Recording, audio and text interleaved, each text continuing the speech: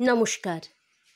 রথযাত্রা, কবিগুরু রবীন্দ্রনাথ ঠাকুর। রথযাত্রার দিন কাছে, তাই রানী রাজাকে বললে, চলো রথ দেখতে যাই। রাজা বললে, আচ্ছা। ঘোড়াশাল থেকে ঘোড়া বেরোলো, হাতিশাল থেকে হাতি, ময়ূরপঙ্খী যায় সারে সারে, আর বল্লম হাতে সারে সারে সেপাই সান্ত্রী দাস দাসী দলে দলে পিছে পিছে চলল। কেবল বাকি রইল একজন। রাজবাড়ির ঝাঁটার কাঠি কুড়িয়ে আনা তার কাজ। সর্দার এসে দয়া করে তাকে বললে, ওরে তুই যাবি তো আয়।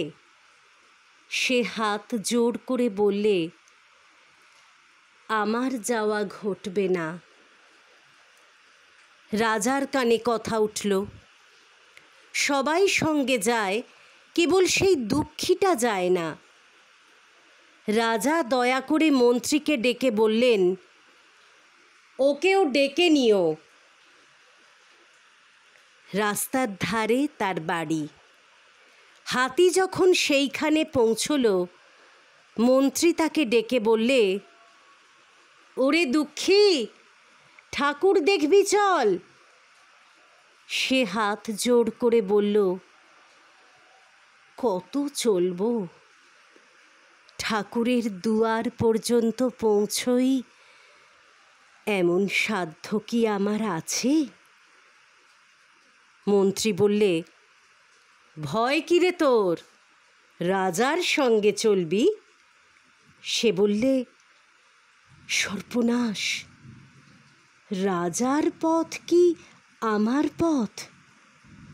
মন্ত্রী বললে, তবে তোর উপায়?